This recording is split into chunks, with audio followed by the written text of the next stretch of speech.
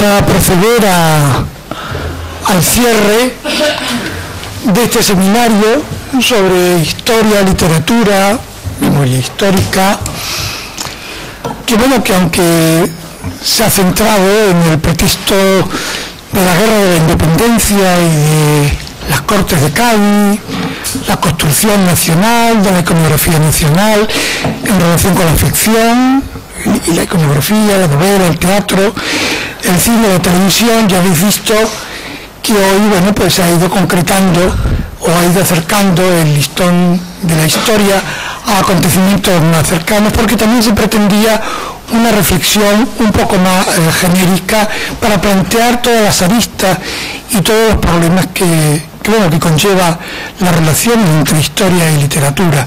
Ya algo se ha visto en esa redonda y queríamos terminar, bueno, pues con una lección práctica. Nos hemos movido en el terreno de la teoría y claro, para una lección práctica tenemos que contar con dos elementos fundamentales. Primero, con un escritor, en este caso con una escritora de reconocimiento y éxito, de alcance importante por el número de lectores, que además hubiera dedicado, bueno, ya con lo que ha dicho Pepe, lo de novela histórica, no sé, pero bueno, que en su novela o en su ejercicio literario hubiera acercado el listón de la historia, es decir, a acontecimientos que pudieran resultar más cercanos, ¿no? Llámese, bueno, como se quiera llamar esa forma.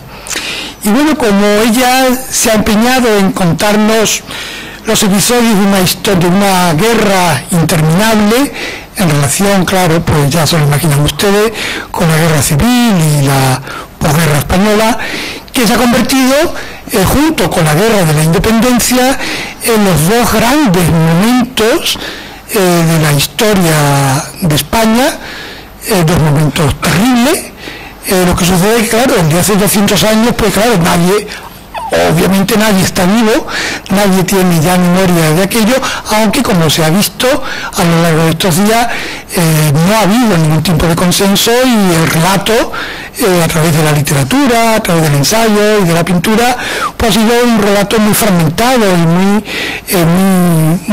disperso, porque bueno, cada sector ideológico, cada grupo social ha hecho una lectura muy interesada, muy partidista de aquello. Y si aquello que hace 200 años, hasta hace relativamente poco, ha fragmentado la historia cultural de este país, ni que decir tengo con un acontecimiento tan terrorífico, sobre todo por lo cercano, ¿no? Porque hay todavía muchísimos protagonistas vivos, como es el caso de la guerra civil. Pues bien, de ese proyecto, ¿no?, de episodios de una guerra interminable, tenemos dos sobre la mesa: Inés y la alegría, que se sitúa en el norte, en los Pirineos, que eso es otra cosa que posiblemente salga ahora, ¿no? Cuando hablamos de novela, la proximidad del lector también implica la proximidad geográfica, ¿no? Y la segunda entrega, el lector de Julio Verne, ¿no?, que resulta, para los que vivimos en estas tierras del sur, pues mucho más cercano, porque está ubicada en Andalucía, en el campo, en el mundo rural.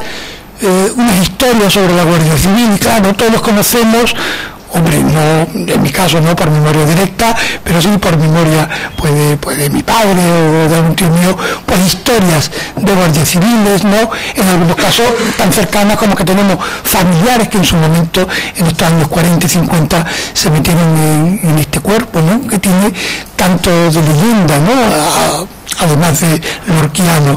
Entonces, bueno, estas dos entregas son un ejercicio práctico de cómo se puede reconstruir la historia, interesando en un momento, ¿no?, que precisamente este acontecimiento por la proximidad y porque hay una fractura tremendamente abierta a la sociedad española, ¿no?, con todo esto, pues genera muchísimo interés, ¿no?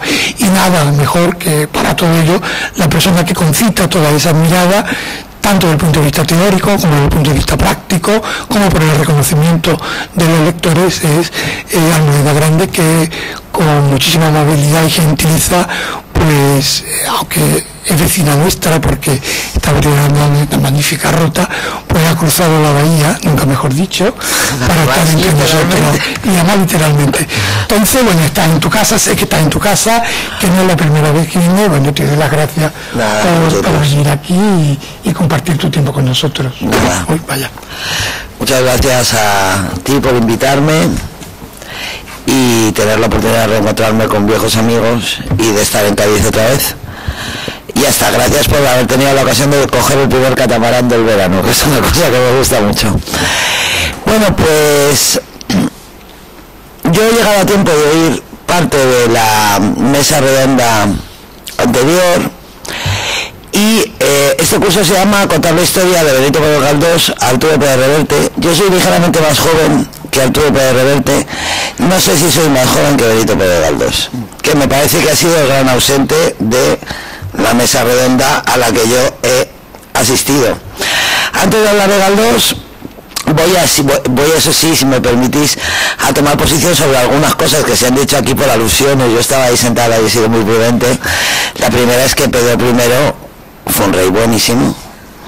O sea, Pedro I, aparte de un personaje histórico admirable, fue un rey vilipendiado porque tenía amistades con los judíos, porque tenía amistades con los moros, porque había establecido una alianza de poderes dentro de la península que no le convenía a los reyes de Navarra, que tenían relaciones con Francia, que no convenía a los poderes del resto de Europa. Pero Pedro I, vamos, eso, y además tiene una novela o una película que Enrique VIII, vamos, iba a quedar tamañito. Lo que pasa es que es verdad que España es como es y ya hablaremos de eso, ¿no?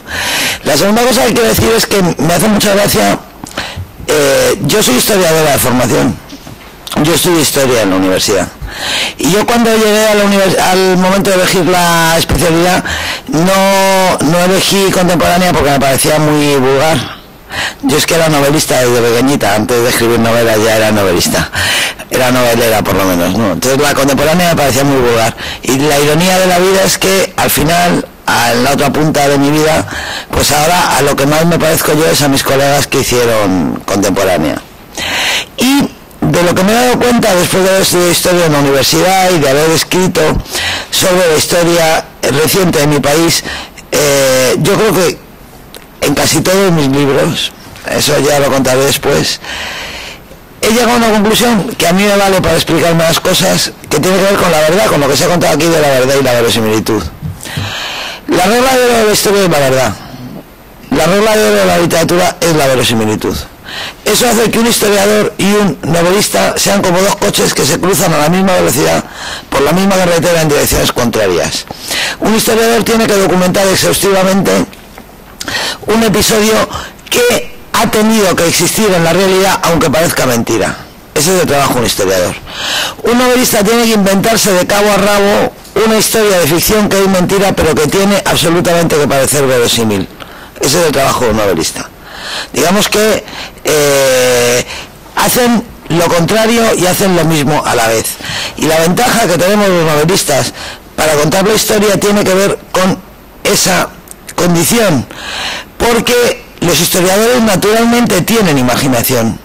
Ningún buen historiador deja de tener imaginación. Y me gustaría decir también, aunque no me voy a extender por algo que se ha dicho aquí en la mesa, que creo que si hay un factor importante en la recuperación de la memoria histórica de España, no es el cine ni la novela, aunque nosotros salgamos en los telediarios, sino lo que están haciendo los historiadores españoles, que han recuperado la historia contemporánea de España, que parecía reservada a la historiografía extranjera, a la anglosajona, a la francesa. Han cogido por los cuernos el toro de la historia reciente y están haciendo libros importantísimos. Yo creo que en un futuro inmediato lo que está haciendo Ángel Viñas, lo que está haciendo Julián Casanova, lo que está haciendo Enrique Moradiello, lo que está haciendo Julia Aróstegui, cambiará el relato oficial de la historia reciente que hay en nuestro país. Mucho mejor, mucho más deprisa que lo que haremos los novelistas y los directores de cine, aunque a nosotros nos saquen a los telediarios y a los historiadores no. Pero yo creo que para ser historiador hace falta tener mucha imaginación. El problema es que la labor de un historiador consiste en documentar lo que dice. Entonces hay muchos episodios de la historia reciente de España en los que se tienen que parar. Y un caso evidente es la invasión de Valladolid, que es una historia de la que nunca sabremos todo. Secundino Serrano es perfectamente capaz de inventarse Inés y la Alegría, pero no puede. No porque no tenga imaginación o porque no tenga capacidad, sino porque su trabajo le impide rellenar las lagunas con las que se encuentra. Y sin embargo los escritores rellenamos los charcos con ficción. Rellenamos los huecos con ficción y atravesamos esos charcos, ¿no? Por eso a lo mejor se piensa que es más entretenido y que es más eficaz una novela para contar la historia que un libro de historia. ¿Es mejor? No es mejor. No es mejor. Lo que hacen los historiadores no se puede sustituir con lo que hacemos los escritores. Es muy curioso que los historiadores de este país, por H o por B, siempre son los que pagan el pato y siempre son los vilipendiados y de los que la gente habla mal, o por exceso o por defecto.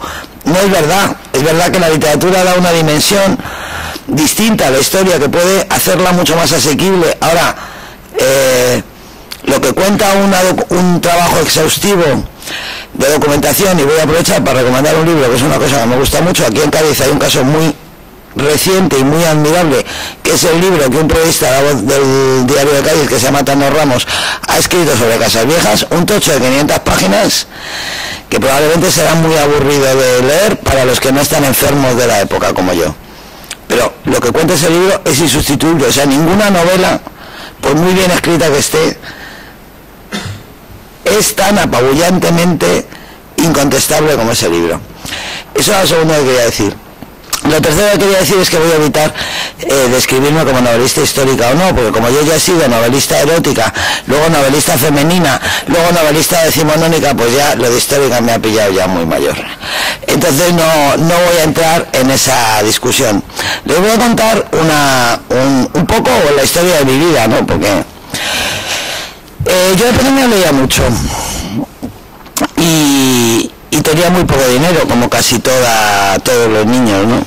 Mi madre me daba dinero para ir a la Feria del Libro de Madrid. Yo iba con 14, con 15 años y me compraba unos pocos libros, y el 15 de julio ya no tenía que leer, no tenía nada que leer, porque me lo había leído todo. Entonces empecé a leer lo que había en la casa donde yo veraneaba, que era una casa que tenía mi familia en la Sierra de Guadarrama, una casa de mi abuelo, donde había los típicos libros que hay en las casas de verano, o sea, Agatha Christie, Simenón, algunos bestsellers de aquellos de la época, estaba Love Story. Yo ya me había leído todos los libros de aventura de la colección de tapas verdes de Editorial Molino, de los hermanos pequeños de mi padre, porque antes de los 15 años, ¿no? Y el verano que yo cumplí 15 años, que fue el último verano de Franco, por cierto, yo no tenía nada que ver. Y lo único que había eran las obras completas de Benito Pérez Galdós. Mi abuelo era un lector tan apasionado de Galdós que tenía las obras completas de Galdós, de Aguilar, Las Rojas, en Madrid y en la Sierra. Y yo miraba aquellos libros y a mí me tiraban mucho para atrás, porque eran muy gordos, porque el papel era muy fino, porque estaban compuestos en 4 columnas, 2 columnas cada página, y a mí me daba una pereza horrible, ¿no? Pero es que no tenía nada que leer, y ya me había leído todos los Agatha Christie, ya sabía que era el asesino. Un día del verano de 1975, por desesperación, me acerqué a las obras completas de Galdós y vi que unos tomos se llamaban novelas y otros episodios nacionales. Y dije novelas, porque sonaba mucho más a Agatha Christie. Y entonces, ese fue uno de los momentos más importantes de mi vida, el momento en que saqué un tomo de las novelas de Galdós. Lo abrí por la mitad y empecé a pasar páginas y dije, la que empieza me la leo. Y tuve la suerte de que la que empezaba era Tormento. Y eso cambió mi vida, completamente, en muchos sentidos. Benito Pérez Galdós ha sido el escritor más importante para mí, primero como lectora y luego como escritora. Como lectora porque me salvó los veranos, me salvó aquel verano y me salvó más veranos. Además tuve suerte. Yo siempre he pensado que que Benito velaba por mí, porque si hubiera abierto, por ejemplo, por Lo Prohibido, que empezaba unas pocas páginas más para atrás, porque en aquella edición chupaba mucho, pues probablemente me hubiera enganchado menos y me hubiera interesado menos. Pero la historia de Tormento, con todo lo que significaba para una niña como yo, una niña del tardofranquismo que se había educado en la España de los años 60 en un colegio de monjas, en esa educación de posguerra que recibimos los niños de mi generación, a los que nos prepararon para vivir en un país que nunca existió. A mí me educaron para vivir en un país que nunca existió.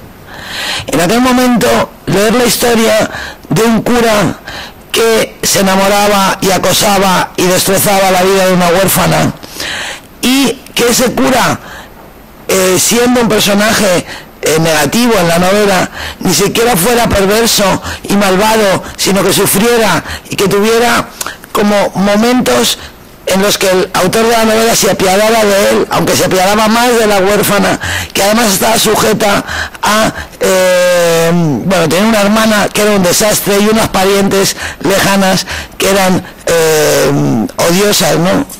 Esa novela, yo dije, ¿esta novela en qué país ha pasado? ¿En qué país pasa esta novela? ¿Cómo es posible que se escriba en España esta novela, ¿no? Ahí empecé a leer a Galdós. En Tormento empecé a leer a Galdós. Y nunca he dejado de leer a Galdós. Nunca. Y bueno, luego voy a ir más al grano, porque si no me voy mucho por las ramas. Y entonces, bueno,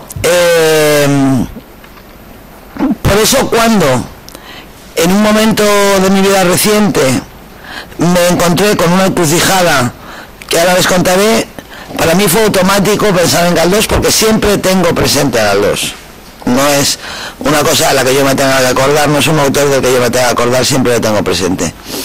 Yo, cuando terminé El Corazón Helado, El Corazón Helado es una novela en 1000 páginas. Yo creo que todos los escritores españoles que hemos escrito alguna vez una novela en 1000 páginas, por lo menos yo. Pero escribir una novela en 1000 páginas es un ejercicio, sobre todo esa novela, que quizá ninguna novela que yo he escrito me ha afectado tanto como El Corazón Helado. Cuando yo acabé esa novela, me sentí tremendamente confusa respecto a lo que podía hacer en el futuro. Y me sentí muy exhausta, ¿no? Porque después de escribir una novela en 1000 páginas, no podía escribir otra novela en 1000 páginas, porque ya iba a ser una obsesión monomaníaca. Pero tampoco podía escribir una novelita negra de 200 páginas, porque eso me habría desconcertado mucho a mí. Habría desconcertado a mis lectores, pero sobre todo me habría desconcertado a mí. Y durante 1 año y medio estuve equivocándome y dando vueltas y sin saber muy bien qué iba a escribir, ¿no? Cuando yo empecé a escribir, cuando yo empecé a pensar en escribir El Corazón Helado, y esto tiene otra vez que ver con la historia y tiene que ver con la literatura, que es una novela de la memoria, una novela que no trata del pasado sino del presente, porque cuenta la historia de 2 nietos, de 2 españoles que pertenecen a la tercera generación de 2 familias marcadas violentamente por la guerra civil, pero marcadas de forma muy distinta. Yo cuando empecé a pensar en escribir El Corazón Helado creía, como la inmensa mayoría de los españoles, que lo sabía todo de la guerra civil. Es muy curioso que un conflicto tan extremadamente complejo haya generado entre los habitantes de este país esta especie de complejo de tema pasado, tema sobado, del que ya se sabe todo y tal. Había un par de puntos que no dominaban, que tenían que ver con la posguerra, los dos, porque uno era la División Azul, que es un tema fascinante donde los haya, y que siempre fue muy incómoda, y por lo tanto se había publicado muy poco. Y el otro tema era la segunda generación del exilio, que para mí directamente no existía, porque creo que la mayoría de los españoles tenemos 2 imágenes del exilio: los Pirineos nevados en el 39 y el avión de Iberia en el 77, y parece que entre el 39 y el 77 lo único que han hecho los exiliados ha sido envejecer. Pero claro, no envejecieron, se casaron, tuvieron hijos. ¿Qué sentían esos hijos? ¿Querían volver, no querían volver? ¿Qué pasó con los nietos? Eso era lo que a mí me interesaba, ¿no? Cuando empecé a leer para documentar estos 2 temas, lo primero que descubrí fue que yo no sabía nada sobre la guerra civil. Eso fue una cosa muy importante para mí.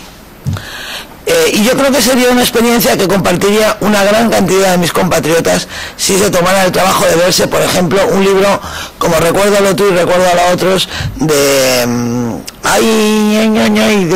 de Ronald Fraser, que por ejemplo es uno de los libros que te deja completamente atónito, de decir, bueno, pero es que esto qué fue, ¿no?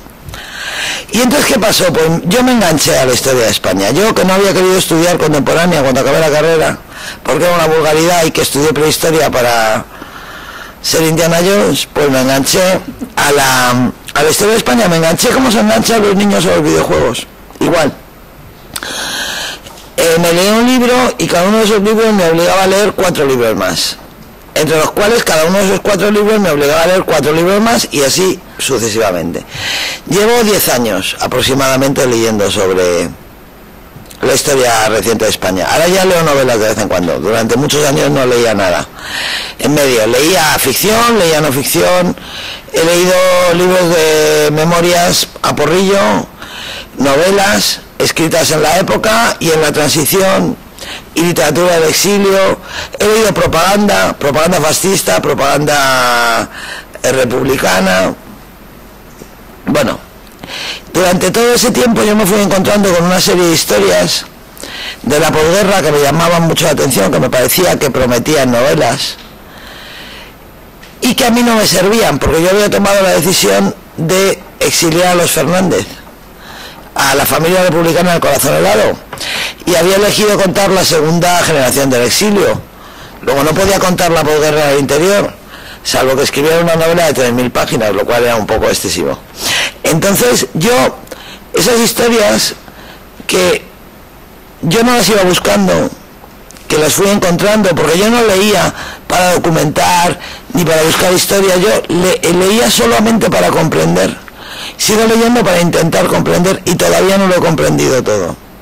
O sea, mi obsesión es entender lo que pasó, y todavía no lo he entendido del todo. Y yo creo que seguiré leyendo libros sobre la guerra y la posguerra hasta que me muera, y no sé si algún día acabaré de entenderlo completamente, acabaré de entender completamente lo que pasó.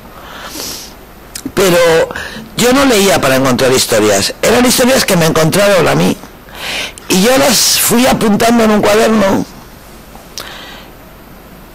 y no sabía qué hacer con ellas. Las apuntaba en un cuaderno, las miraba de vez en cuando, las pensaba, y bueno, decidí que después del corazón helado lo que tenía que hacer era cambiar radicalmente de tradición, de historia.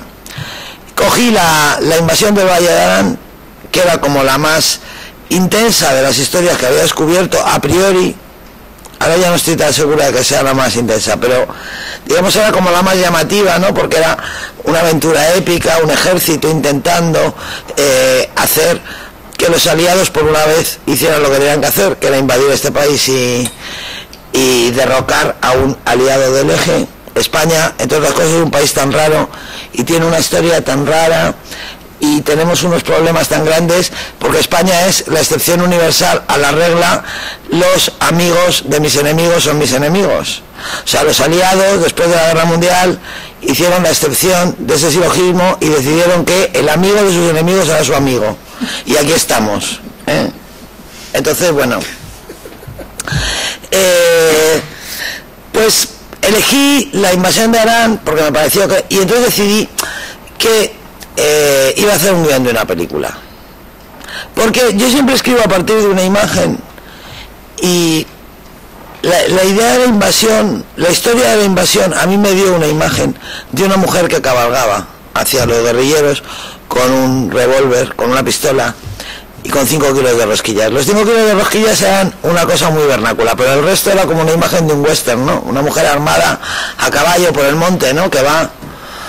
Entonces intenté escribir un guión de cine, que no salió. La película nadie la veía, antes de publicarse la novela nadie la veía, después de publicarse la novela encontramos facilísimamente un camino para producirla, pero ahora se ha hundido el país y no sabemos qué pasará con la película, esa película maldita, cuya directora, mi amiga Susana Rodríguez, dice que lo único que espera es que cuando se haga la película tenga condiciones físicas para subirse una escalera.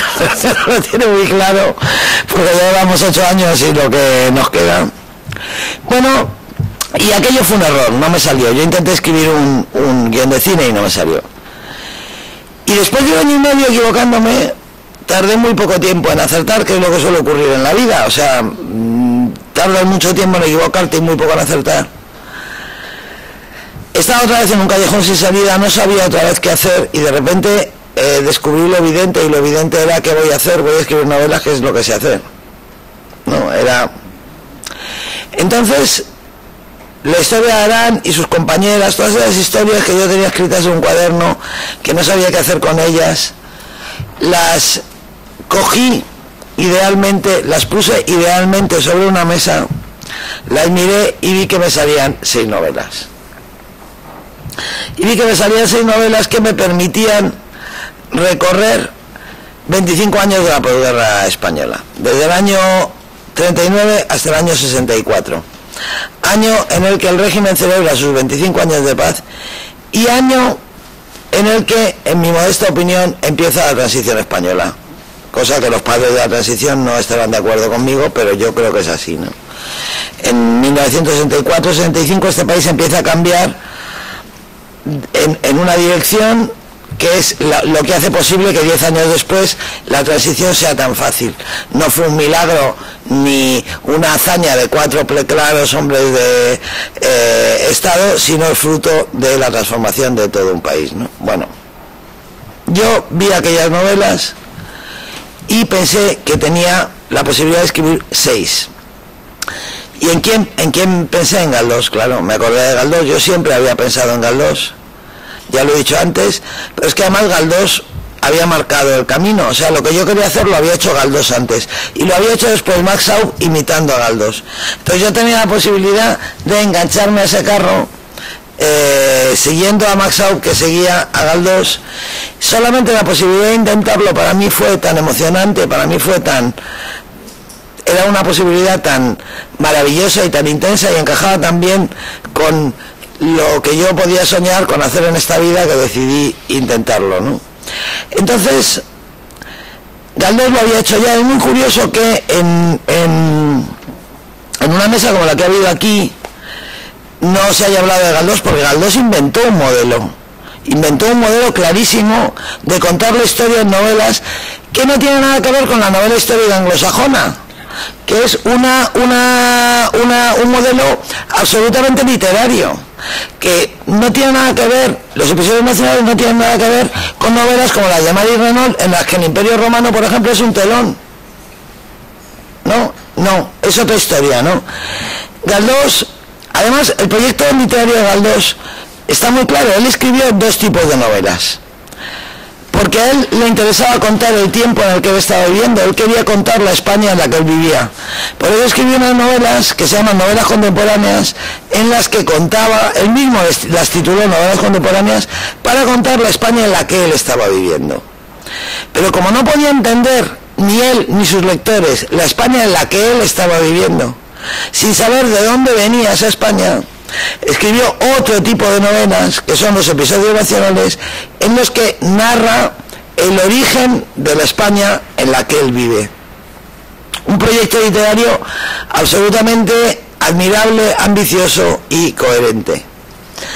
Y en los episodios nacionales es muy curioso, porque voy a permitirme una veleidad. Yo, que no tengo ningún problema con lo de España, ni con la bandera, ni con nada, porque no soy de otro sitio y ya está, pero voy a permitirme una pequeña veleidad patriótica, de legítimo orgullo patriótico, y al mismo tiempo de desesperación por las cosas que pasan en este país.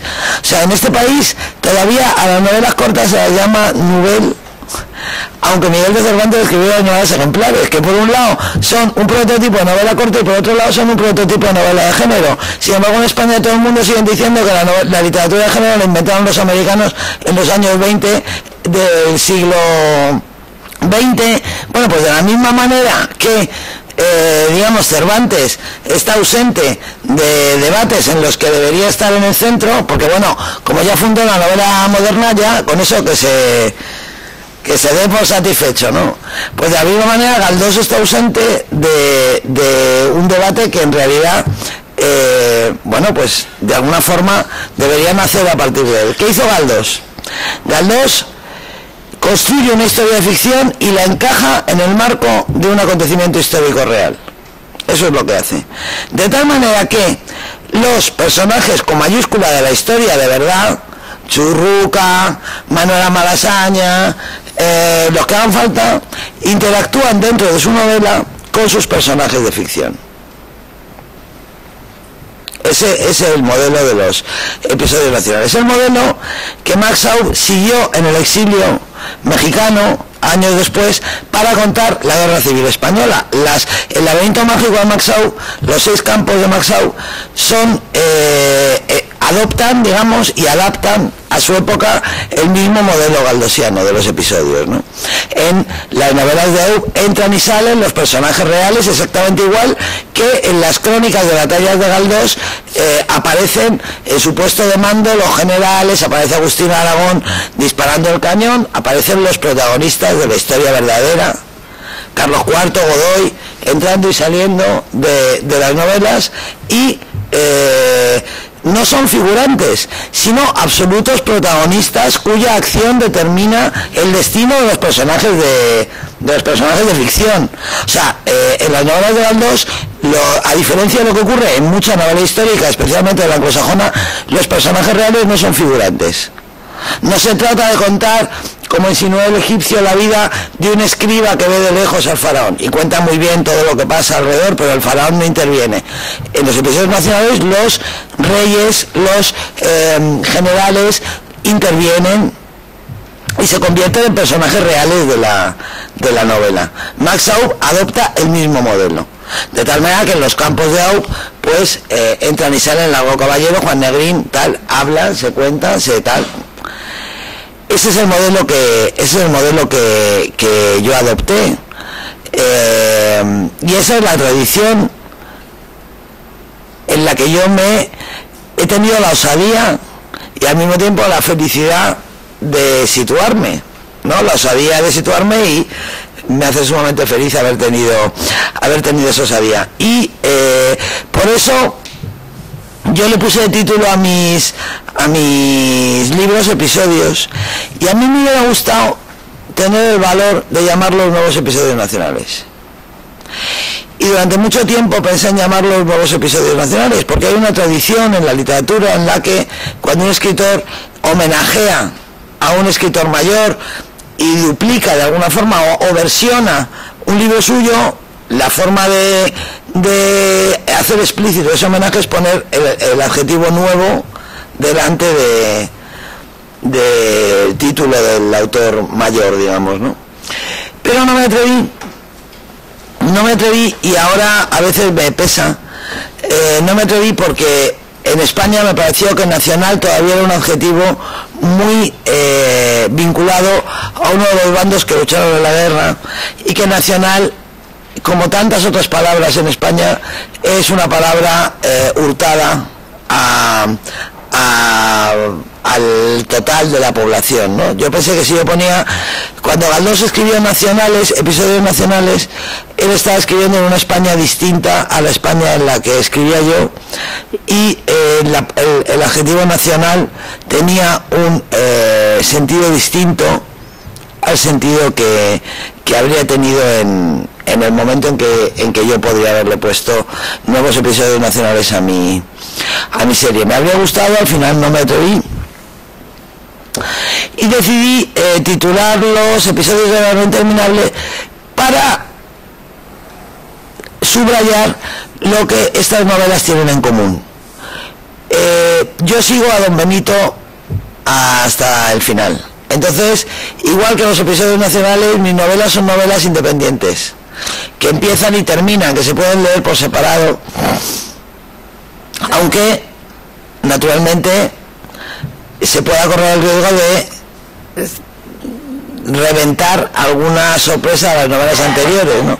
A medida que avanza la serie, el que empiece por un libro muy adelantado sin haberse leído los anteriores puede correr el riesgo de descubrir antes de tiempo algo que luego le va a pesar. Pero bueno, los libros son independientes y se pueden leer por separado, pero sin embargo forman una serie porque comparten un mismo espíritu, porque se ordenan en una secuencia cronológica coherente que recorre estos 25 años que decía antes, del 39 al 64, y porque además, como las novelas de Galdós, comparten personajes. Digamos que los protagonistas de unas novelas aparecerán como secundarios en otras novelas, hay secundarios que son secundarios en varias, y hay un personaje que aparece en las 6, que es como mi pequeño Araceli,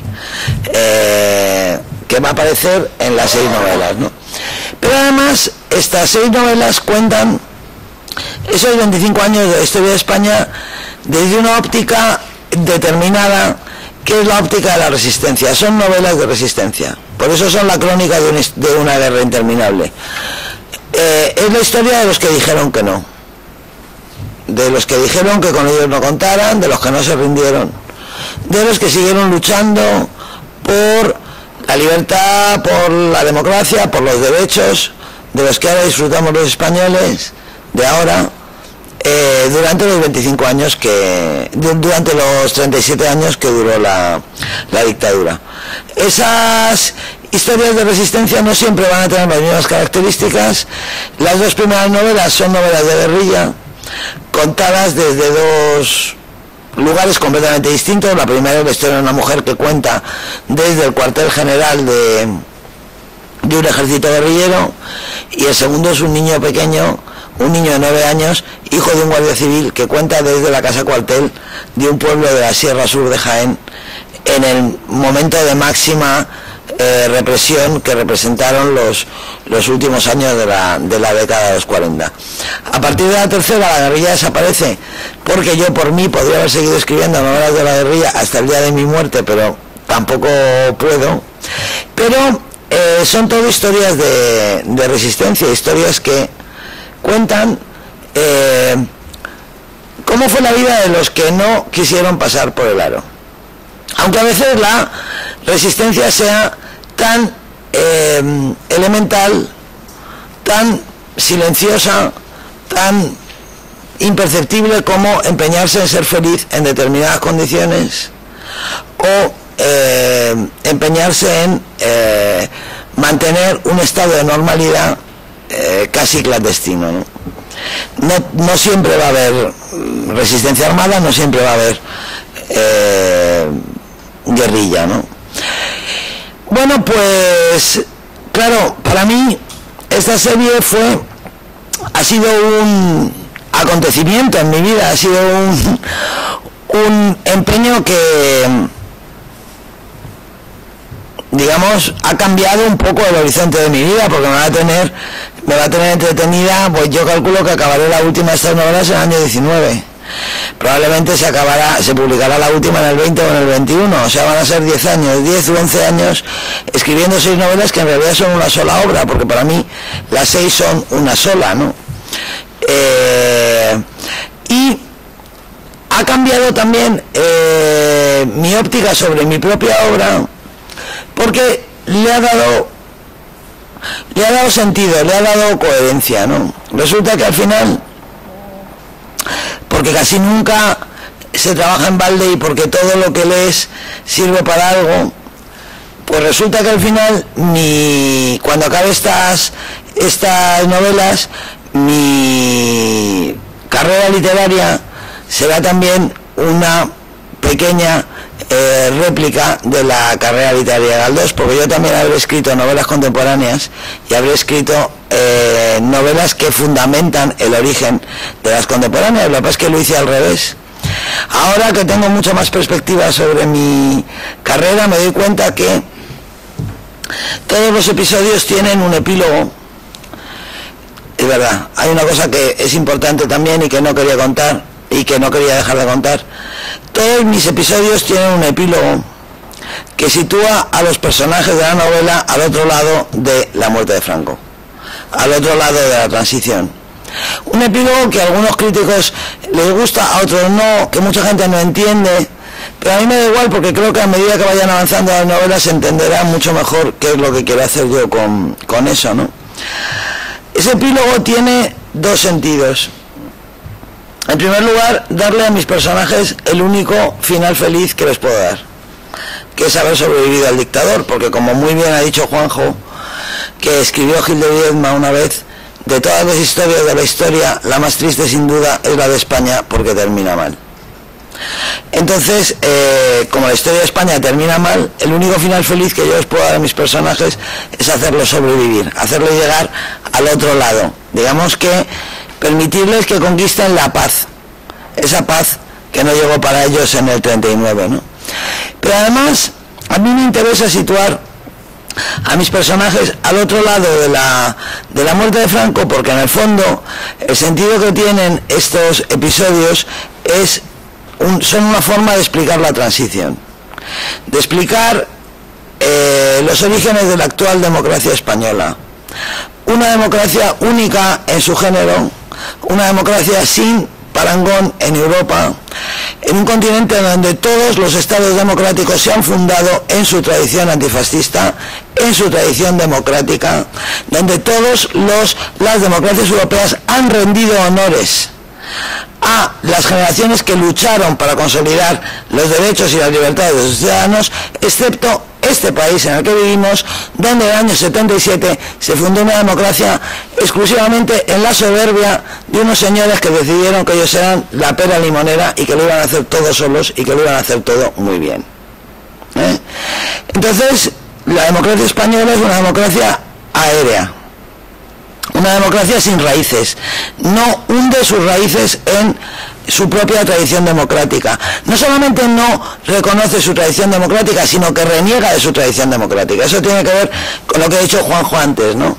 Reniega de su tradición democrática, porque para bien o para mal, la única tradición democrática de este país, el único experimento democrático que ha funcionado antes de ahora en España es la Segunda República Española. Eso es así, y no hay otro pasado del que tirar, bueno, está Cádiz, pero mucho más lejos, ¿no? Entonces, no hay otro sitio del que tirar. Y en ese contexto, claro, la memoria de la resistencia es la memoria más incómoda de todas. No conviene hablar de los que resistieron al franquismo, porque, vamos a ver, si resistieron al franquismo era porque había algo que resistir, ¿en nombre de qué? Y si se niega eso, bueno, corremos el riesgo de que los resistentes sean unos señores, un par de generaciones de españoles tontos que se equivocaron y que se equivocaron mucho y que no se dieron cuenta de que luego iban a venir las cosas de otra manera, y da la casualidad de que en esa equivocación murieron muchas personas y estuvieron en la cárcel muchos años muchas personas. Es muy curioso cómo en otros países, por ejemplo en Budapest, a mí me emocionó mucho cuando estuve en Budapest ver que Budapest está lleno de monumentos a los héroes del 56. Y los héroes del 56 perdieron. A los héroes del 56 les pasaron los tanques soviéticos por encima. Y de los héroes del 56 no queda ni uno solo vivo. Sin embargo, los húngaros, cuando construyeron su Estado democrático, decidieron que la gente con la que se querían comparar, el modelo que querían adoptar, los valores que querían honrar y en los que querían fundar su convivencia futura, eran los valores del 56. O sea, que en todo el este de Europa ha habido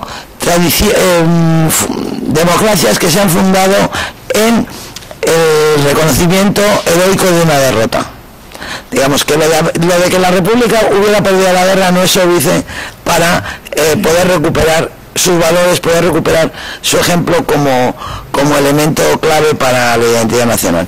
España es un país diferente, y por eso cuando yo escribo estas novelas, y ya termino, obedezco a dos motivaciones diferentes. La primera, ya luego, es literaria, porque yo no sé si son novelas históricas o no, pero desde luego sé que son novelas, y yo soy escritora, y como escritora mi obligación es escribir buenos libros, por lo menos intentarlo. Digamos, mi compromiso primordial es con la literatura y no con ninguna otra cosa. Yo estoy comprometida con la literatura y mi obligación es escribir los libros mejores que pueda escribir. En ese contexto, lo que es muy llamativo es que yo, en ese proceso del que les hablaba antes, descubrí que los españoles pisamos encima de una mina de oro. O sea, debajo de nuestros pies, en ese sustrato inexplorado de la historia reciente, hay un filón extraordinario de historias que contar, que nos han contado, de héroes, de villanos, de traiciones, de lealtades, de personajes maravillosos. Yo he leído este año, antes de publicar El lector de Julio Verne, pero cuando ya estaba a punto de salir, una novela francesa que a mí me ha gustado mucho. Es novela, aunque cuenta una historia de no ficción. Es un tema muy bueno, un libro muy bueno para mesas redondas, porque rompe muchos esquemas, que se llama HHHH, las dos H's con mayúscula, un H con minúscula y un H con mayúscula. Es muy largo contar porque se llama así, o sea que les contaré solamente que cuenta la historia de los asesinos de Heydrich, de Heinrich Heydrich, el jefe nazi de Checoslovaquia, que murió de una septicemia después de un atentado que fue una chapuza. Podría haber sido un atentado español perfectamente, porque al que iba a dispararle se le encasquilló la metralleta y otro tiró una granada que no le dio del todo, pero explotó. Pero Heydrich entonces se fue tras ellos y se le infectó la herida y murió de una septicemia. Bueno, el atentado fue un éxito, septicemia es muerte igual, ¿no? Pero bueno, el autor de esa novela, que es un joven francés de 30 años, hijo de un profesor comunista, contaba que él había escrito esa novela porque le obsesionaba desde jovencito la muerte de los asesinos de Heydrich, que murieron encerrados en una iglesia combatiendo hasta el final, rodeados por una compañía de las SS. Y yo había contado en El lector de Julio Verne la muerte de Cencerro, que es solo uno más de los guerrilleros que tuvieron vidas legendarias y muertes definitivamente heroicas. A este lo he rescatado yo, habrá muchos más por ahí. A Juanín lo ha rescatado un periodista de Santander. En fin, habrá muchos más por ahí que pasen desapercibidos para la historia. Y yo comparaba la historia de los asesinos de Heydrich con la muerte de Cencerro, que es muy parecida, salvando las distancias que puede haber entre Praga y Valdepeñas de Jaén, que es un pueblo muy pequeño, ¿no? Y no voy a contarles la muerte de Cencerro porque, no para que se compren mi libro, que no hace falta, pero para que indaguen, porque es verdaderamente emocionante esa muerte, ¿no? Y yo pensé, claro, qué pena que Cencerro no sea checo, qué pena ser español, qué pena que yo sea española, y qué pena que las cosas así aquí sean así. Y sin embargo, qué suerte encontrar prácticamente incontaminado y virgen ese sustrato de historias extraordinarias que se pueden contar, porque nadie ha querido contarlas, porque se ha decretado el silencio sobre ellas. Esa historia misma que contaba tu amigo que va a escribir, que desde luego espero que escriba, del señor que se echa a llorar y le dice: mira, he publicado esto para que tú no tengas problemas. Bueno, pues historias como esas, que estarían en el corazón mismo del aliento literario, del impulso literario, del ímpetu de un narrador, hay muchísimas. Hay muchas más de las que yo voy a poder contar. Yo voy a contar 6, pero hay muchísimas más. Y para un narrador español es irresistible comprobar que si te pones de puntillas y asoman ahí 2 milímetros por encima de la valla de la versión oficial, ahí están las minas del rey Salomón, no, hablando en términos literarios, y no las ha descubierto nadie. O sea, que por un lado yo tenía una motivación literaria, un impulso literario, porque mi principal compromiso es con la literatura y porque mi obligación es escribir buenos libros. Pero también yo tenía, cuando decidí escribir estos libros, yo tenía un impulso moral, que era oponer, digamos, la memoria de los que lucharon por la libertad a una democracia que no ha querido reconocerse en la lucha de nadie, que se ha autoarrogado, digamos, una libertad que no le debe nada a nadie. Contar que nuestra vida, la vida de los españoles contemporáneos, en el fondo es la victoria póstuma de los que perdieron la guerra, porque 40 años de dictadura franquista no han dejado nada, porque en la España contemporánea no queda absolutamente nada de aquel escudo imperial que se bordó con tanto esfuerzo y con tanto dolor en el corazón de los niños españoles durante tantas décadas, ¿no? Yo creo que de alguna forma lo que nosotros representamos ahora es la victoria de mucha gente que fue derrotada muchas veces, y creo que las libertades, los derechos, la democracia no ha sido gratis, el camino no ha sido tan fácil.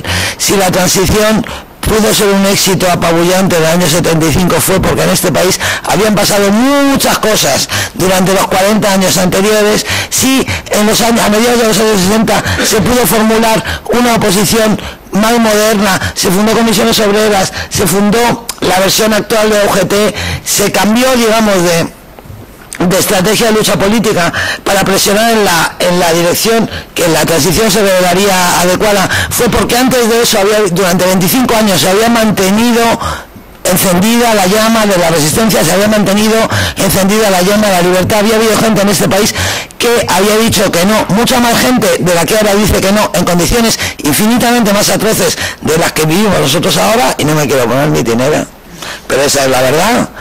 Y eso es también un impulso moral para escribir estos libros, decirle a la gente: oye, mira, lo que te pasa a ti ahora es porque pasó esto, esto y esto. Y esto tan maravilloso que nos cuentan de las primeras elecciones democráticas, y bueno, no quiero entrar en detalles, bueno, pues tuvo unas contrapartidas y venía de aquí y de aquí y de aquí, ¿no? O sea que aquí en este proyecto para mí se juntan las motivaciones literarias y las morales. Y voy a contar solo una cosa más para terminar. Cuando yo estaba escribiendo el lector de Julio Verne, iba hablando en un taxi camino del aeropuerto con mi editor, con Juan Cerezo, porque se me había ocurrido una historia que a mí me resultaba muy rara y quería preguntarle si él veía que era razonable o no. Yo le dije: es que se me ha ocurrido que la mujer de un guardia civil sea coja, pero sea muy sexy, o sea una mujer de estas que, sin ser muy guapa, tenga como un atractivo sexual brutal siendo coja. Entonces el misterio de que es coja, de que tiene una pierna más alta que otra y sin embargo rezuma sexo de otra manera, ¿a ti te parece una locura o te parece bien? Entonces mi editor me dijo: me parece bien, claro. Yo le pregunto estas cosas y con estos datos pues él casi siempre me dice que haga lo que quiera, ¿no? Y yo iba hablando con el taxista de que la mujer era coja y tal, y cuando colgó el taxista se volvió y me dijo: perdóname que la pregunte, perdóname que le moleste, pero es que me gustó mucho de la coja que ha contado usted. ¿Usted es guionista de televisión? Dije: no, yo soy novelista. Dice: ay, ¿qué escribe? Digo: pues escribo novelas. Bueno, pues ahora estoy escribiendo una serie así resumido. Y digo: es una historia sobre la resistencia. Y dijo: ¿sobre la francesa? Y dije yo: no, sobre la española. Y dijo: pero si aquí no hubo resistencia. Entonces yo pensé que ese taxista no era un taxista, sino un ángel que me mandaba Benito Pérez Galdós, que por segunda vez intervenía en mi vida después de haberme puesto delante de los ojos tormento la primera vez que abrí un tomo de sus obras completas en Becerril de la Sierra cuando tenía 15 años. Muy bien, esto es lo que voy a contar como cuento.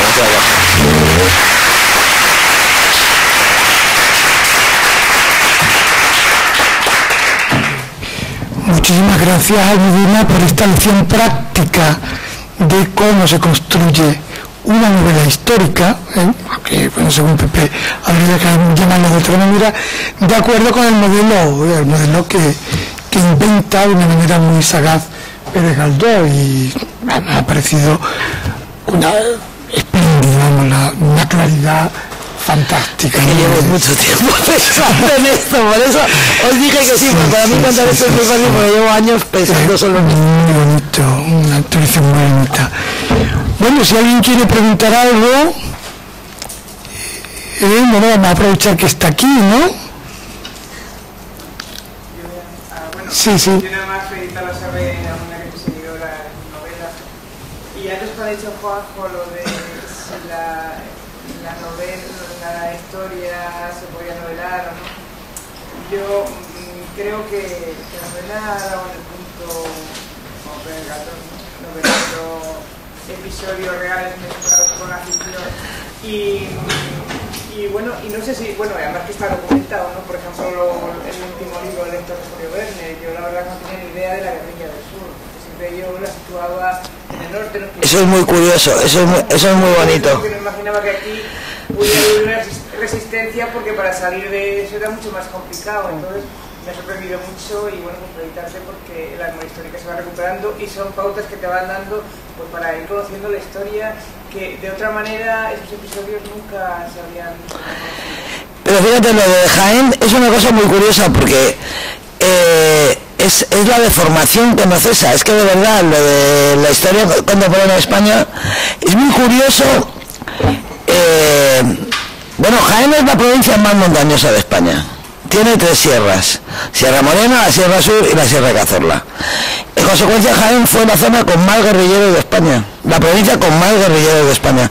Pero no solo eso, no solamente en Jaén es donde más guerrilleros hubo porque había más guerrillas, es que hubo guerrilleros en el Maestrazgo, hubo guerrilleros en Cuenca, hubo guerrilleros en Albacete, en los Montes de Toledo, en Gredos, en el Guadarrama, en el País Vasco, ni uno, en Navarra, ni uno, en el Pirineo catalán, ni uno. Esa es la verdad, ¿no? Y es curioso cuando te acercas a la historia y te das cuenta de las deformaciones. Claro, eso también es un aliciente para escribir sobre esto. De todas formas, para escribir estas novelas, para mí fue muy bueno empezar con Inés, porque en Inés los personajes reales son famosos. En el lector de Julio Verne hay personajes reales también, pero el teniente coronel Marzal es muy famoso en Jaén, pero no es un personaje universal ni... Pero en Inés eran muy famosos, ¿no? Entonces, bueno, hasta que no conseguí coger a Pasionaria y perderle el respeto y meterla en casa Inés a comer chipirones en su tinta como si no fuera ella, no conseguí escribir la novela. Quiero decir, también la clave, y eso nos enseñó Galdós también, eso lo enseñó Galdós y luego Valle, ¿no? Bueno, hay toda una tradición en España a perder el respeto a los personajes históricos, a tratarlos como si fueran personas, personajes de ficción. Hasta ahí no pude, no creo que hubiera podido acabar la novela si no hubiera decidido que iba a tratar a Pasionaria como a un personaje de ficción normal y corriente, ¿no? Y luego, otra cosa que también yo creo que es importante y es algo de lo que adolece mucho, bueno, que a ver si lo digo de otra manera, algo que puede hacer también más extraño, o que puede hacer que los lectores contemporáneos se alejen más de la novela histórica española que se escribe sobre el siglo XX, es que hay una tendencia enorme a tratar a los españoles en la guerra y en la posguerra como si no fueran iguales que nosotros. Es decir, ahora mismo, bueno, pues por ejemplo aquí, en la España en la que vivimos, pues todos conocemos a gente que lleva mucho tiempo parada, gente que tiene dificultades económicas. Esa gente no es una máscara trágica, no lleva una máscara de Sófocles y va doblada por la calle, partida por la mitad, ¿no? Y yo siempre opté por considerar que por ejemplo, cuando escribí Inés, que Inés, los guerrilleros, las mujeres que están en la novela, pues lógicamente los traté con el mismo esparpajo con el que había tratado a personajes contemporáneos, ¿no? Y yo creo que eso es lo que hace que se identifiquen mejor el lector contemporáneo con ellos, porque en realidad no, claro, no. Pues eso es lo que más me divierte a mí de todo. Sacar la foto de... Eso es lo que más me excita. Exiliados en Francia. Claro, y más que va a haber. En la tercera ya se hace un lío que para qué. Sí, eso es lo que más me gusta a mí. Simplemente quería informar de que también, por estar aquí, que también en la provincia de Cádiz hubo guerrilla. Aquí está el episodio de la muerte lo sé. armada de Bernabé López Calle, que tenía un nombre de clandestino tan literario como Comandante Abril, en Medina Sidonia, es de western. Lo sé, sí. Absoluto. La guerrilla fue muy fuerte, sobre todo en la sierra. En Grazalema y por ahí. En Grazalema, en Arcos, en Ubrique, en Sahara de la Sierra, enlazaba también con la Serranía de Roma, claro, con Jimena de la Frontera, que fue otro de los enclaves fuertes de la guerrilla en Cádiz. Truman Capote cuenta ya en los años 50 cómo el tren que le lleva de Granada a Algeciras es asaltado por lo que él llama los bandoleros. Entonces sería una partida perdida, que todavía no se había rendido. No, y perdona que te corte, Juanjo, a mí me ha sorprendido mucho que ella haya dicho que le parecía como muy lejano lo de la guerrilla, y a mí me ha pasado totalmente al contrario. A mí Inés y la Alegría me parece una cosa muy lejana, y sin embargo la historia de Julio Verne es lo que yo he escuchado siempre en mi casa. Claro. Bueno, es que nos vamos a... Claro, es que Inés y la Alegría en realidad es una historia de la Guerra Mundial. Porque es que fue un episodio de la Guerra Mundial. Por ejemplo, toda esa tristeza que ocultan los guardias civiles que están en la casa cuartel, o sea, eso por ejemplo en la Sierra de Cádiz se ha visto mucho. Hombre, me imagino en todas partes, claro. Aquí, por ejemplo, si se le tiene relativamente más cariño a la Guardia Civil que a otros cuerpos militares, porque la mayoría de los guardias civiles estaban metidos ahí ocultando sí. su pasado, pasando mucha hambre y pasando mucha... Bueno, hambre pasaban todos porque ganaban muy poco. Sí, pero sabiendo que todo el mundo sabía que tenían historias que ocultar. Sí. Entonces, por ejemplo, el lector de Julio Verne sí me ha parecido a mí una novela histórica mucho más en el sentido de Galdós que Inés y la Alegría. A mí Inés y la Alegría me costó mucho trabajo. Bueno, Inés y la Alegría, digamos, se separa de Galdós. Bueno, es que claro, Galdós escribía en una época, yo escribo en otra. No tiene nada que ver, yo soy una escritora contemporánea, ¿no? Pero Inés y la Alegría, la diferencia es que la no ficción era importantísima. Yo tenía que aprender a manejar la no ficción en esa novela. ¿Por qué? Porque yo estaba contando un episodio absolutamente desconocido, la no ficción. Porque es que lo que tú dices, el lector de Julio Verne es conocido. Por eso en el lector de Julio Verne no hay nada que explicar. Pero en Inés y la Alegría yo tenía que contar que la invasión, si esa novela hubiera salido sin capítulos de no ficción, todo el mundo habría creído que la invasión me la había inventado yo. Y eso habría desvirtuado completamente el proyecto de la novela, el proyecto de la serie, y eso no era lo que yo quería hacer. Entonces era una novela muy complicada de escribir. Bueno, cada novela tiene sus complejidades y cada novela... Yo lo que sí estoy decidida es a no escribir, digamos, son novelas diferentes, cada una va a tener su estilo, cada una va a tener su tamaño, cada una va a tener su ritmo, porque van a contar historias diferentes, o sea que son novelas... Bueno, muchísimas gracias, que me ha emocionado. Yo soy hija, nieta y bisnieta de bisabuelos, o sea, de exiliados, que el bisabuelo además era amigo de Galdós, y me ha emocionado. Ah, mira, me alegro mucho, qué bien. No sé si te suena. Bueno, quería preguntarte, para las novelas, ¿utilizas básicamente libros de historia? ¿Haces también entrevistas a gente concreta que digas, pues que era X, algo que le interese para sacar información? ¿O simplemente conversaciones?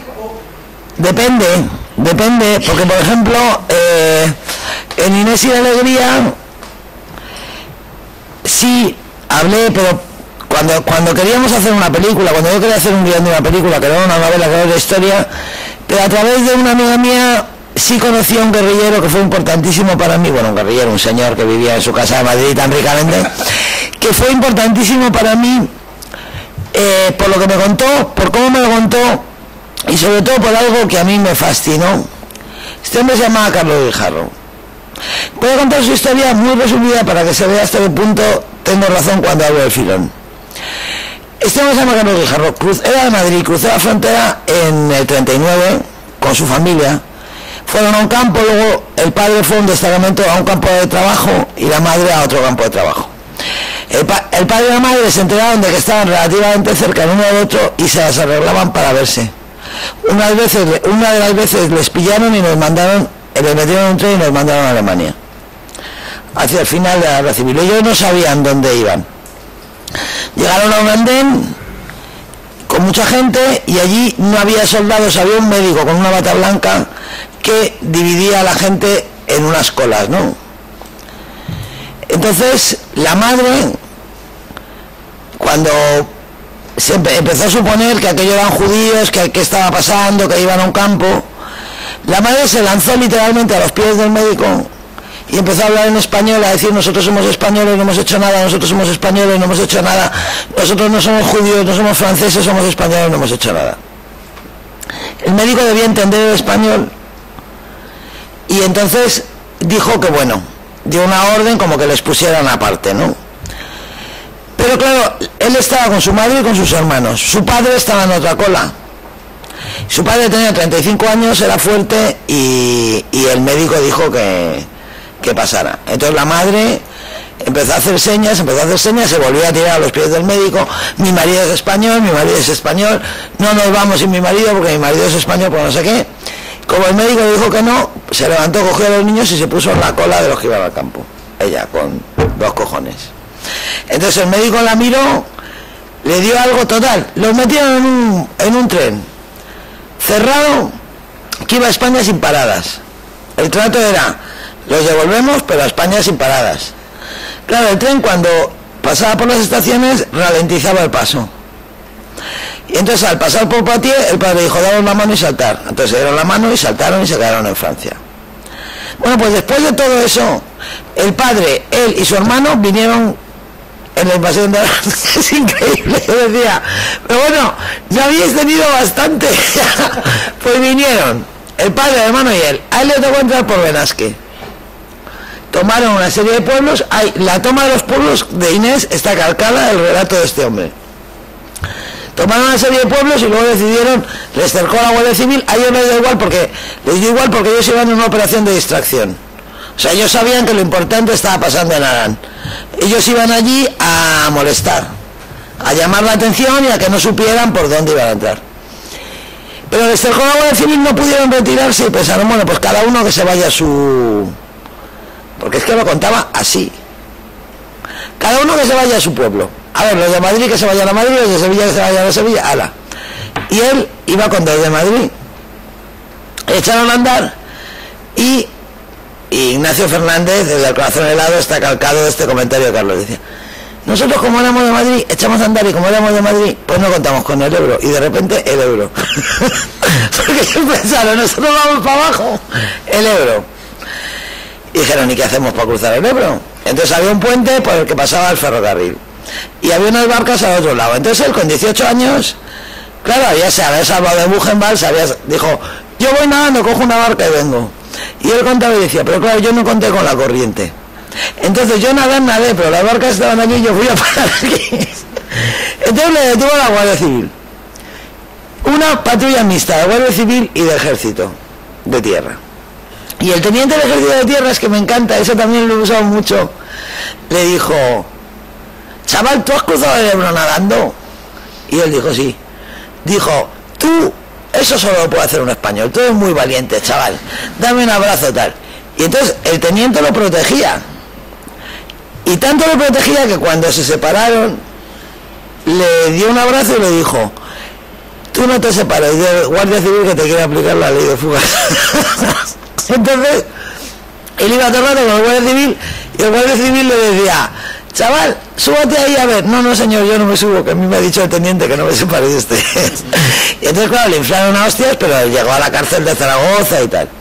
Bueno, pues todo esto él me lo contó como te lo estoy contando a ti, como si su vida no hubiera tenido ninguna importancia, riéndose cuando contaba lo del Ebro, cuando contaba lo de Buchenwald, riéndose de todo, hablando como yo te puedo contar a ti que me fui de excursión a la Maliciosa de pequeña, o que me voy por las tardes a Punta Cana andando, con la misma tranquilidad, ¿no?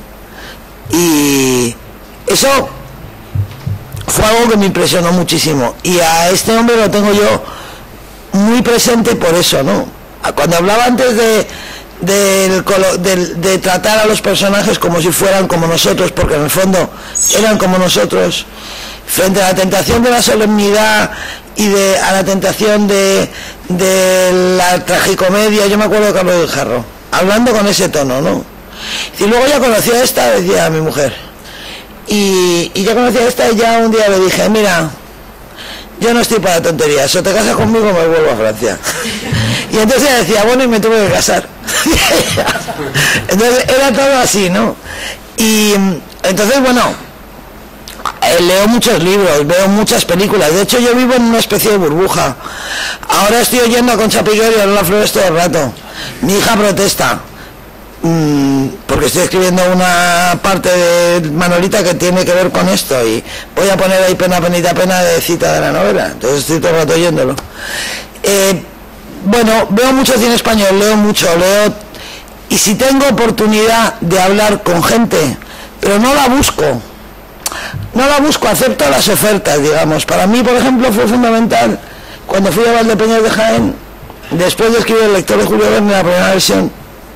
Un señor me invitó a su casa y eso fue maravilloso, porque yo estaba por la casa donde murió Cencerro preguntando, y él me vio y me dijo, ven que te lo enseño, y me enseñó me asomó una ventana que había detrás y me explicó, esto no existía, venían de aquí, ves ese camino por aquí, pim, pim, pim, pim, y de repente fue como verlo, después de haberlo leído y de haber intentado haber releído el mismo párrafo tantas veces para intentar comprender. De repente te asomas a una ventana y lo ves, porque está ahí, son los mismos árboles, es el mismo río, está todo ahí, ¿no? Pero lo que hago es aprovechar las oportunidades que me da el azar, o las oportunidades de los amigos que me dicen, como estás en esto, te voy a contar, o te voy a presentar, o tienes que ir, o vas a ver, o no sé qué, ¿no? Tampoco me planteo ir como un periodista haciendo así entrevistas, ¿no? Porque en realidad lo mío es ficción. Tengo la libertad de inventar, ¿no? Entonces... ¿Alguien quiere preguntar algo? Pues yo creo que... Muchas gracias, Almudena. Muchas gracias a vosotros. No, para nada. Y bueno, gracias a todos vosotros, y espero que os haya servido para algo, ¿no? Sobre todo para pensar, ¿no?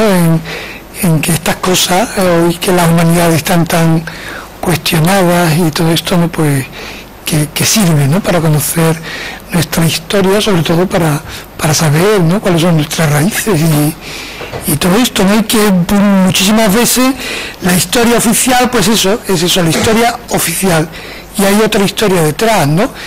Bueno, un poco para terminar, viendo a una cosa que has dicho antes, ¿no? Que bueno, el historiador llega hasta donde puede llegar por el dato, por el documento, y obviamente no puede inventar. Esa es una ventaja que tiene el novelista, y es curioso porque con las novelas de la Guerra de la Independencia y sobre las Cortes de Cádiz, que parecía que solamente había un único discurso hasta hace relativamente poco tiempo, ¿no? Cuando se empiezan a escribir, por ejemplo, la novela Cabrera o El Bobo Ilustrado, o bueno, esta obra de teatro de Alberti, Noche de Guerra en el Museo del Prado, ellos empiezan a contar la guerra de la independencia como para saldar lo que no se había contado durante todo el discurso oficial del siglo XIX, ¿no? Y claro, pueden hacerlo gracias precisamente a que no necesitan el dato, no tienen la intuición, alguna conversación, algún gesto, algún material poco oficioso, ¿no? Porque es una historia que nunca interesa. Entonces, como si la novela sirviera para ir adelantando, para contar esas otras historias que el historiador no puede, porque su oficio se lo impide, pero el novelista sí, ¿no? Con lo cual la novela llega donde no llega la historia, ¿no? Claro. Sí, sí. Y la responsabilidad vuestra es hasta casi. Ahora, yo sí voy a decir una cosa para terminar. Yo creo que cuando en mi opinión, yo desde que escribí El corazón helado tuve muy clara una cosa, y era que estaba escribiendo una novela que era mía, la novela era mía, el argumento no. O mejor dicho, el argumento era mío y de 40 millones de personas más, ¿no? Y eso es importante, porque cuando se está contando se está escribiendo una novela que sucede sobre hechos reales, yo creo que el escritor tiene que conseguir invocar y tiene que ejercer absolutamente la misma libertad que un novelista que inventa de cabo a rabo todo lo que cuenta, porque sin esa libertad no puedes escribir una buena novela, pero tiene que mantener también una lealtad. Yo creo que hay que establecer un compromiso entre libertad y lealtad. encontrar una forma de narrar libremente que no perjudique a la lealtad, de no tergiversar, de no manipular, de no contaminar lo que ha ocurrido. Tú puedes elegir contarlo, contar una cosa u otra, contar más o menos, detenerte en la periferia o ir al centro. Puedes elegir el ángulo de lo que cuentas, pero lo que tienes que contar, tienes que ser leal a la verdad. Yo creo que ese es el compromiso de... Igual que un narrador tiene que ser leal a la realidad y leal también a la verosimilitud, en este caso tiene que ser leal a la verdad histórica. No puedes manipularla, no puedes tergiversarla. Hay presuntos historiadores que se dedican a hacerlo, pero así todo yo creo que un escritor honesto tiene que mantener ese compromiso entre la libertad y la lealtad. Bueno, pues muchas gracias. Nada.